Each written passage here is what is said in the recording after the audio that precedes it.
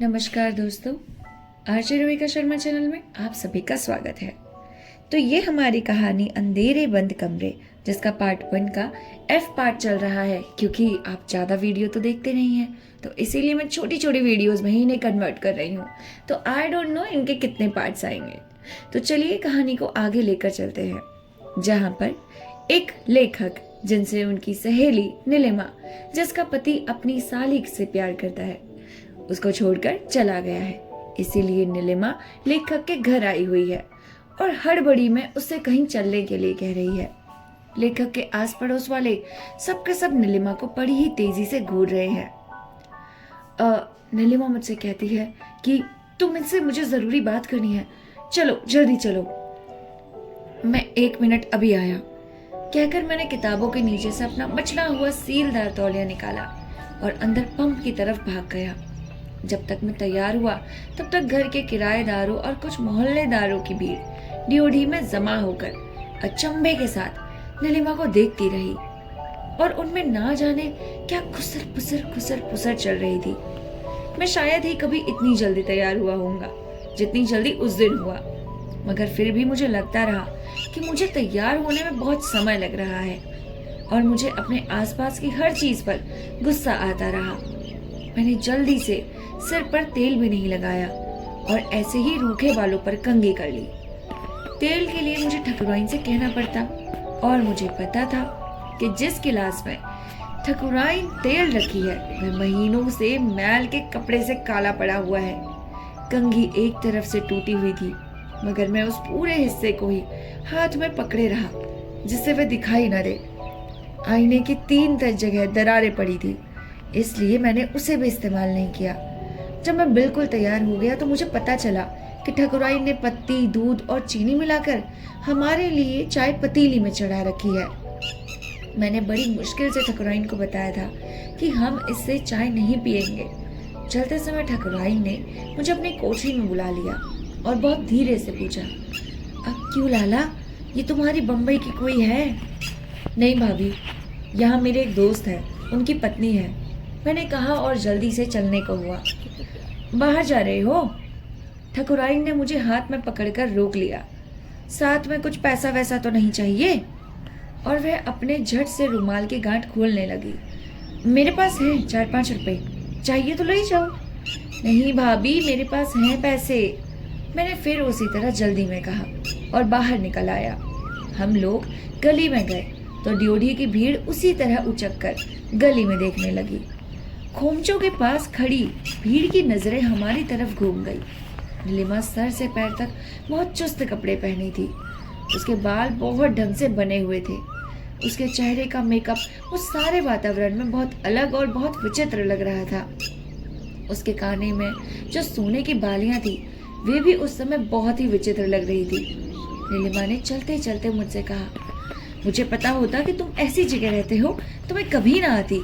जब तुम नहाने चले गए तो एक मोटी सी औरत पता है मुझसे क्या पूछ रही थी? पूछ रही थी कि तुम बाबू साहब की क्या लगती हो। मुझे हंसी आ गई। अच्छा, तो तुमने क्या कहा? मैंने यही कहा कि तुम हमारे दोस्त हो, और क्या कहती? मुझे लगा कि पूछने वाली गोपाल की ही माँ है। मुझे फिर हंसी आने को हुई, क्योंकि जिन दिनों मुझे बुखार चढ़ा था और मैं दिन भर कोठरी में अकेला पड़ा रहता था, तो गोपाल की माँ कभी कभी अचानक ही मेरे सर पर आ खड़ी होती और आंखों से मेरे शरीर को निगलती हुई कहती, लाला जी, दिल्ली में कोई तुम्हारी दोस्त भी नहीं है जो बीमारी के दिनों में आकर तुम्हारा सर दबा दिया करे? मैं दबा दूं? और मैं बड़ी खुशामद से उसे सर दबाने से रोकता था। ये जितनी औरतें और लड़कियां ड्योढ़ी पे खड़ी थी वो सब इसी घर में रहती हैं? अरे यही क्यों, इनके बाप, भाई और दूसरे बच्चे भी हैं। हे भगवान, इतने सारे लोग एक साथ एक घर में रहते हैं? मुझे उसका इस तरह पूछना अच्छा नहीं लगा। क्या सचमुच वह इस जिंदगी से इतनी दूर थी कि उसे इसका पता ही नहीं था, या वह सिर्फ बनने की चेष्टा कर रही थी? मेरे लिए तो यहाँ 10 मिनट रुकना भी मुश्किल हो गया, उसने कहा और फिर सिहर गई। हम लोग खोमचों की भीड़ से निकलकर गली के निक्कड़ पर आ गए। जब हम बस्ती हरफूल की तरफ मुड़े तो नुक्कड़ पर बैठा हुआ समूद पान वाला पान पर कत्था लगाता हुआ फजल पहलवान से, जो हड्डियों की एक मठ मोट होता था, इसीलिए उसे पहलवान कहते थे। कहने लगा, पहलवान औरतें तो हैं तो बस नई दिल्ली की, अपनी मोहल्ले की औरतें तो बस गाय भैंस हैं, जैसे गाय भैंस दूली वैसे। बस्ती हस्तफुल की अपेक्षाकृत चौड़ी गली में आकर नीलिमा ने कुछ आराम की सांस ली और कंधे सिकोड़कर इस तरह जैसे वह अंधेरे कुएं से बाहर निकली हो, कहा, उफ। जब हम सड़क पर आ गए तो काफी देर उसका ध्यान अपने सैंडलों पर लगे हुए कीचड़ से नहीं हटा। घर पहुंचकर नीलिमा ने पहले चाय बनाई, एक प्याली पी, चुकने के बाद कस्बापुरा की गली को जैसे अपना दिमाग से दोहराती हुई बोली, मैं आज तुम्हारे पास इसलिए गई थी कि मैं उस उलझन में हूँ और फैसला नहीं कर पा रही हूँ कि मुझे क्या करना चाहिए। तुमने कहा था कि कभी यहाँ आना मत, मगर तुम आए ही नहीं। अरे नीलिमा, आजकल दफ्तर में बहुत काम बढ़ गया है, इसलिए शाम को मैं कई बार बहुत देर से वहाँ से उठता हूँ। और यह बात गलत भी नहीं है। पिछले दिन में ही शनिवार होने के बावजूद 6:30 बजे दफ्तर से निकला था और तब भी अब 1.5 फॉर्म के प्रूफ के अगले दिन छोड़ आया हूँ। हरबंस ने मुझे लिखा है कि मैं भी वहाँ चली जाऊँ, मगर मैं ये तय नहीं कर पा रही हूँ कि मुझे जाना चाहिए या नहीं। हरबंस ने तुम्हारे लिए पत्र लिखा है? मुझे हैरानी हुई कि हरबंस ने मुझे जो अपना इरादा बताया था वह इतनी जल्दी कैसे बदल दिया।